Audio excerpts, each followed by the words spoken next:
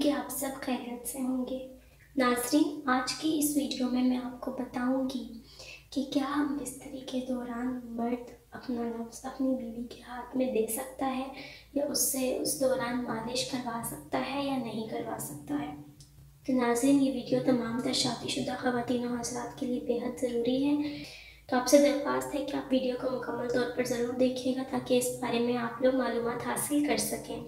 Video میں مزید آگے بڑھنے سے پہلے آپ لوگوں سے درخواست کروں گی کہ اگر آپ ہمارے چینل پر نئے ہیں اور ابھی تک آپ نے ہمارے چینل کو سبسکرائب نہیں کیا تو چینل کو سبسکرائب کر لیں اور بیل آئیکن کو کلک کر دیں تاکہ آنے والی مزید ویڈیوز کا نوٹیفیکیشن آپ کو بر وقت ملتا رہے اور آپ ان ویڈیو سے فائدہ حاصل کر سکیں۔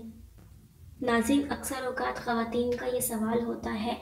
کہ ان کے شوہر جو ہیں وہ ان سے یہ مطالبہ کرتے ہیں کہ وہ بستری کے دوران ان کا نفس جو اپنے ہاتھ میں لے کر اس کا مساج کریں، اس کی مالش کریں یا ہاتھ میں لے کر اس کو مسلیں یا اس کے اوپر اپنا ہاتھ پھیریں۔ تو کیا اس طرح سے کرنا جائز ہے یا ناجائز ہے، یا اسلام اس بارے میں کیا کہتا ہے؟ تو ناظرین، بڑھتے ہیں اس سوال کے جواب کی جانب اور آپ کو بتاتے ہیں کہ کیا ایسا کرنا اسلام میں جائز ہے۔ تو ناظرین، آپ کو بتاتے چلیں کہ اسلام میں اللہ تعالیٰ نے میاں اور بیوی کو ایک دوسرے کا لباس قرار دیا ہے، تو اس روح سے یہ دیکھا جائے تو ہمیں پتہ چلتا ہے کہ میاں بیوی کے درمیان سب کچھ جائز ہے، ہر چیز جائز ہے، کسی بھی چیز سے کوئی بھی ممانعت نہیں ہے۔ تو ایسا کرنا بھی بالکل جائز ہے کہ میاں بیوی ایک دوسرے کے جسم کے کسی بھی حصے کو چھو سکتے ہیں، ہاتھ لگا سکتے ہیں، دیکھ سکتے ہیں،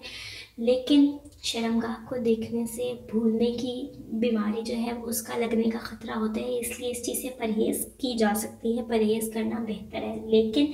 اگر ہم یہ سمجھیں کہ یہ ناجائز ہے یا منع کیا گیا ہے تو ایسا بالکل بھی نہیں ہے، ایسا کرنا ہر طرح سے جائز ہے، اسلام میں اس چیز کی کوئی بھی ممانعت نہیں ہے، میاں بیوی یہ کام کر سکتے ہیں۔ تو ناظرین، یہ تھی ہماری آج کی ویڈیو، امید ہے آپ کو ویڈیو پسند آئی ہوگی، آپ کے لیے انفارمیٹیو رہی ہوگی۔ ویڈیو اچھی لگی ہے تو ویڈیو کو لائک کیجیے، شیئر کیجیے اور اپنی رائے کا اظہار کمنٹس میں ضرور کیجیے گا۔ خیال رکھیے گا، آپ سے ملاقات ہوتی ہے اپنی اگلی ویڈیو کے ساتھ، تب تک کے لیے خدا حافظ۔